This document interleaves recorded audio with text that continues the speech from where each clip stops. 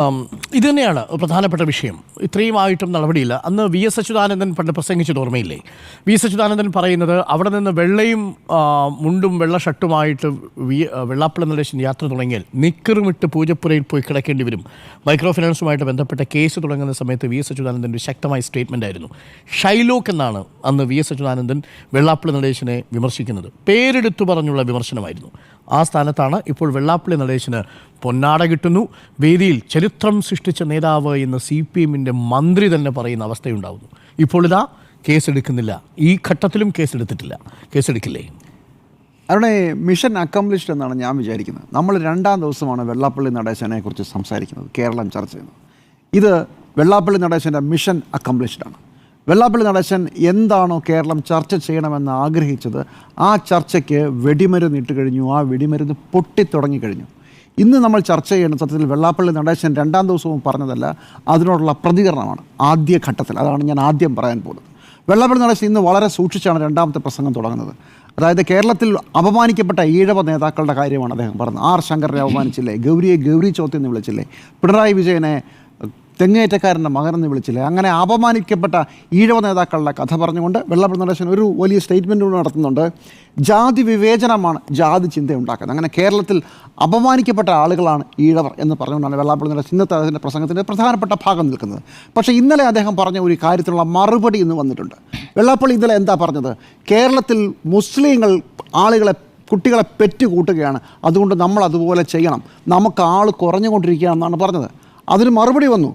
SDPIയുടെ മുൻ സംസ്ഥാന സെക്രട്ടറി മൂവാറ്റുപുഴ അഷ്റഫ് മൗലവി, സമസ്തയിൽ നിന്ന് നാസർ ഫൈസി കൂടത്തായി പറഞ്ഞെന്താണെന്നറിയോ? വെള്ളാപ്പള്ളിയും എണ്ണം കുറയുന്നവരുടെയും വെള്ളാപ്പള്ളിയും അവരുടെ കൂടെയുള്ളവരും അവരുടെ ശേഷിക്കുറവിൻ്റെ കാര്യം പരിശോധിക്കണം എന്നാണ്. അവരുടെ ശേഷിക്കുറവിൻ്റെ കാര്യം പരിശോധിക്കണം, ഞങ്ങളുടെ അടുത്ത് വരണ്ട എന്നാണ് പറഞ്ഞത്. നോക്കൂ, 2 കുട്ടികളുള്ളവരിനേക്കാൾ ശേഷി കൂടുതലാണ് 4 കുട്ടിയുള്ളവന്, അതിലും കൂടുതലാണ് 8 ഉള്ളവന് എന്ന രീതിയിലേക്ക് ഈ ചർച്ചയെ അടുത്ത ഘട്ടത്തിലേക്ക് നമ്മുടെ നാട്ടിലെ മൗലികവാദികൾ എത്തിക്കുകയാണ് ഇന്നത്തോട് ചെയ്തത്. ഇതാണ് വെള്ളാപ്പള്ളി നടേശന് വേണ്ടത്, ഇതായിരുന്നു BJPക്ക് വേണ്ടത്. 2 കൂട്ടരും ഇനി ഇതിൻ്റെ പേരിൽ ആർക്കാണ് ശേഷി കുറവ് എന്ന രീതിയിൽ അടിച്ചുകൊള്ളും. ഈ ചില പറയും, ഈ നമുക്കൊക്കെ പരസ്യമായി പറയാൻ പറ്റാത്ത കാര്യങ്ങൾ വേറെ ആരെങ്കിലുമൊക്കെ പറയുമ്പോൾ നമ്മൾ ഉള്ളിൽ ചിരിക്കും. ഈ ശേഷിക്കുറവിൻ്റെയൊക്കെ കാര്യം വളരെ രഹസ്യമായ ആളുകൾ അങ്ങോട്ടും ഇങ്ങോട്ടും തമാശയ്ക്ക് പറഞ്ഞ് ചിരിക്കുന്ന ഒരു കാര്യമാണ്. അതിൽ സത്യമൊന്നുമില്ലെന്നറിയാം, നമ്മൾ പറയുകയുമില്ല, പക്ഷേ പറയുന്ന കേൾക്കുമ്പോൾ ആഹാ കൊള്ളാം എന്ന് തോന്നും. ഇതാണിന്ന് നടന്നത് കേരളത്തിൽ. ഇതിൻ്റെ പിന്നിൽ അണിയറയിൽ ചരട് വരിച്ചവർ ചിരിക്കുന്നു. നമുക്കിനിയിപ്പോൾ ഇതിനകത്തെ ശേഷിക്കുറവിനെക്കുറിച്ചുള്ള തറ നിലവാരത്തിലുള്ള തർക്കങ്ങളുടെ, ഫേസ്ബുക്ക് പോസ്റ്റുകളുടെ, വാട്സാപ്പ് ഫോർവേഡുകളുടെ ഒരു വലിയ കഥ ഇനി കാണാം. ഇതുതന്നെയാണ് വടക്കേ ഇന്ത്യയിൽ ഒരു സമയത്ത് നടന്ന കുട്ടികളെ പെറ്റുകൂട്ടുന്ന ഫാക്ടറി എന്ന് പറഞ്ഞ മുസ്ലിങ്ങൾക്കെതിരെ വിമർശനം തുടങ്ങിയതിന് ശേഷം പിന്നെ അത് എവിടെയാണ് എത്തി നിന്നതെന്ന് നമുക്കറിയാം. ഇനി ഈ വിഷയത്തിൻ്റെ വസ്തുത കൂടെ പരിശോധിക്കണമല്ലോ. വെള്ളാപ്പള്ളി നടേശൻ പറഞ്ഞു മുസ്ലിങ്ങൾ കൂടുതൽ സീറ്റുകൾ നേടുന്നു, അവരുടെ ജനസംഖ്യ കൂടുതലാണ്. അത് സത്യമാണ്. ആ സത്യത്തെ അംഗീകരിച്ചുകൊണ്ട് ഇവിടെ നമ്മൾ ഈ ചർച്ചയിലേക്ക് കടക്കാൻ. മലപ്പുറത്ത് 4 സീറ്റുകൾ അവർക്ക് കൂടുതൽ കിട്ടി. മലപ്പുറം ജില്ലയ്ക്ക്, അവർക്കെന്ന് പറഞ്ഞാൽ മലപ്പുറം ജില്ലയ്ക്ക്. പത്തനംതിട്ടയിൽ 2 സീറ്റ് കുറഞ്ഞു, ആലപ്പുഴയിൽ 2 സീറ്റ് കുറഞ്ഞു. അത് ജനസംഖ്യാനുപാതികമായി തന്നെയാണ്, അത് ശരി. പക്ഷേ അത് മുസ്ലിങ്ങൾക്ക് കിട്ടിയെന്നും ഹിന്ദുക്കൾക്കും ക്രിസ്ത്യാനികൾക്കും കിട്ടിയില്ല എന്ന് പറയുന്നിടത്താണ് പ്രശ്നം. എന്താണ് ചരിത്രം? കേരളത്തിൻ്റെ ചരിത്രം, തിരുവിതാംകൂറിൽ വളരെ കാര്യമായി സാമ്പത്തികമായി മുന്നോക്കം വരുന്ന ഒരു സമൂഹം, അവിടെ കാര്യമായി വിദ്യാഭ്യാസം വരികയും ജനസംഖ്യയുടെ കുറവ്, അതിൻ്റെ തോത് വളരെ നേരത്തെ തന്നെ നമ്മൾ അനുഭവപ്പെട്ടതുമാണ്. മലബാറിൽ അങ്ങനെയല്ല. അല്ലെങ്കിൽ തന്നെ ജനസംഖ്യയെക്കുറിച്ച് പഠിച്ചവർ പറയുന്ന പ്രധാനപ്പെട്ട കാര്യം എന്താണ്? ദാരിദ്ര്യമാണ് ജനസംഖ്യ കൂടുന്നതിൽ ഒരു പ്രധാനപ്പെട്ട ഘടകം. അങ്ങനെ ദാരിദ്ര്യത്തിൽ അനുഭവിക്കുന്ന ഒരു ജനതയുടെ ഭാഗത്തുനിന്ന് ഒരു അതൊന്നും വേണ്ട, ഞാൻ അത് നിർത്തിവെക്കുന്നു.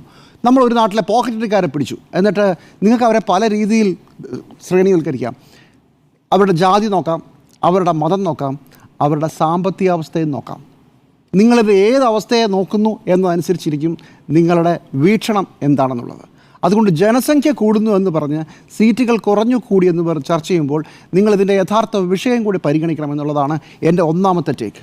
മലപ്പുറം ജില്ലയിൽ അല്ലെങ്കിൽ വടക്കൻ കേരളത്തിൽ ജനസംഖ്യ തിരുവിതാംകൂറിനെ തെക്കൻ കേരളത്തിന് ആനുപാതികമായി കുറയുന്നില്ലെങ്കിൽ അതിന് കാരണം വേറെയാണ് സർ.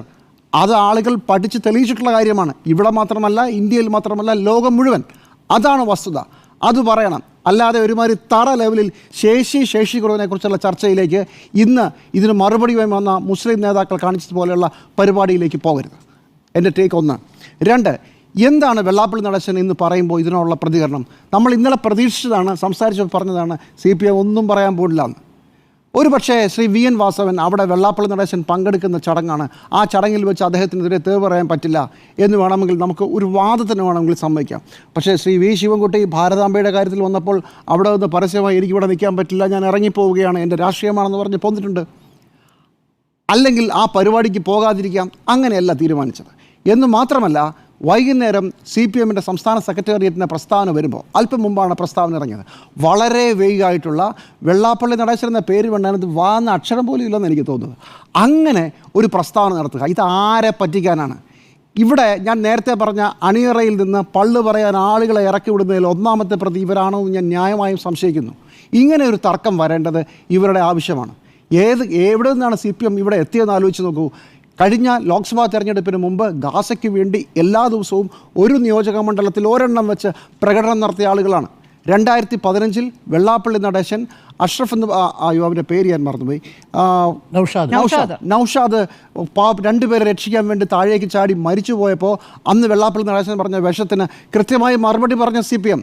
വെള്ളാപ്പള്ളി നടേശനെ ഓരോ സ്ഥലത്തും വെള്ളാപ്പള്ളി നടേശൻ പറയുന്നതിന് കൃത്യമായി മറുപടി പറഞ്ഞുകൊണ്ടിരുന്ന CPM. അതേ CPM ഈ കഴിഞ്ഞ ലോക്സഭാ തെരഞ്ഞെടുപ്പിന് ശേഷം പ്ലേറ്റ് നേരെ തിരിക്കുകയാണ്.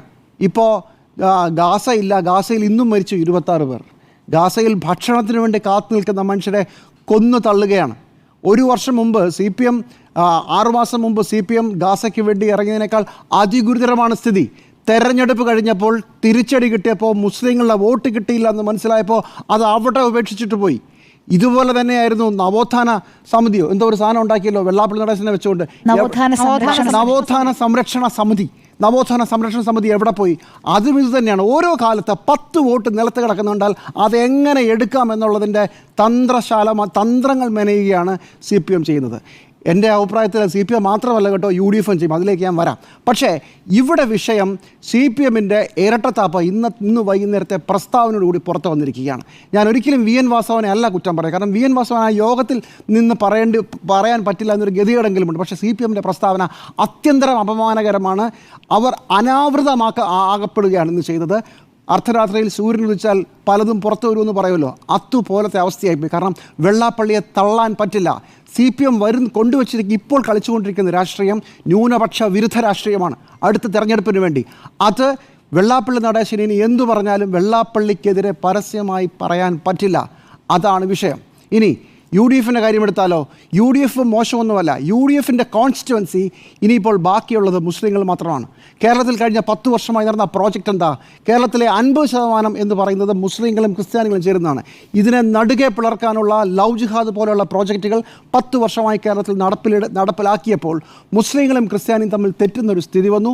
മുസ്ലിം എവിടെ വോട്ട് ചെയ്യുന്നു അവിടെ ക്രിസ്ത്യാനി വോട്ട് ചെയ്യില്ല എന്നൊരു സ്ഥിതിയിലേക്ക് എത്തി നിൽക്കുന്നു. അതുകൊണ്ട് കോൺഗ്രസിനെ സംബന്ധിച്ചിടത്തോളം ക്രിസ്ത്യൻ വോട്ടുകൾ പിടിക്കണം, അതേസമയം മുസ്ലിം വോട്ടുകൾ ഒരു കാരണവശാലും പോകാനും പാടില്ല. അതുകൊണ്ട് തന്നെ ഈ വിഷയത്തിൽ ശൗര്യം കൂടും. വെള്ളാപ്പള്ളി നടേശനെതിരെ അതിശക്തമായി പ്രതികരിച്ചുകൊണ്ട് എനിക്ക് തോന്നുന്നു ഇനിയും പ്രസ്താവനകൾ വരാനിരിക്കുന്നതേ ഉള്ളൂ. അതിശക്തമായ പ്രതികരണങ്ങൾ ഉണ്ടാകും. അതേസമയം മുസ്ലിം സമുദായ സംഘടനകളുടെ ഭാഗത്തുനിന്നൊരു വിഷയമുണ്ടായാലോ, എങ്ങനെയാണ് സ്കൂൾ സമയമാറ്റത്തെക്കുറിച്ചുള്ള വിഷയം വന്നപ്പോൾ എങ്ങനെയാണ് സൂംബ ഡാൻസ് ഉണ്ടായപ്പോൾ പ്രതിപക്ഷ നേതാവും മറ്റുമൊക്കെ പ്രതികരിച്ചത്?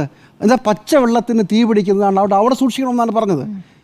അപ്പോൾ നോക്കൂ, കേരളത്തിൻ്റെ ഡൈക്കോട്ടമി. കേരളത്തിൽ 2 മുന്നണികളും 2 പക്ഷങ്ങളുടെ വോട്ടിന് വേണ്ടി മത്സരിച്ചു കൊണ്ടിരിക്കുകയാണ്. CPM ഹിന്ദു വോട്ടുകൾക്ക് വേണ്ടി, ഹിന്ദു വോട്ടുകൾ ഒരു കാരണവശാലും പോകാതിരിക്കാൻ വേണ്ടി ഒരു അജണ്ട വെച്ച് പോകുന്നു. കോൺഗ്രസ്, UDF മുസ്ലിം വോട്ടുകൾ ഒരു കാരണവശാലും പോകാതിരിക്കാൻ അതിന് പിന്നാലെ പോകുന്നു. അതിനിടയ്ക്ക് ഇവിടെ തഴച്ചു വളരുന്നത് ഇവിടുത്തെ വർഗീയ കക്ഷികളാണ്.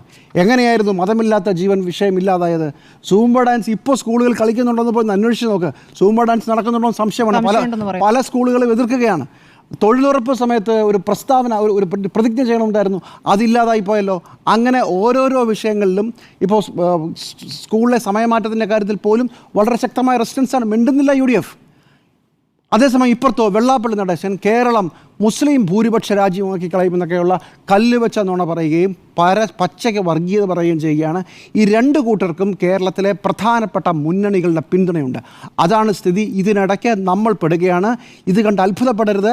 അടുത്ത തെരഞ്ഞെടുപ്പിലേക്കുള്ള ഒരു പരീക്ഷണശാലയാണ് നടക്കുന്നത്. അതിൻ്റെ സോഷ്യൽ എഞ്ചിനീയറിംഗ് ആണ് നമ്മളിപ്പോൾ കണ്ടുകൊണ്ടിരിക്കുന്നത്.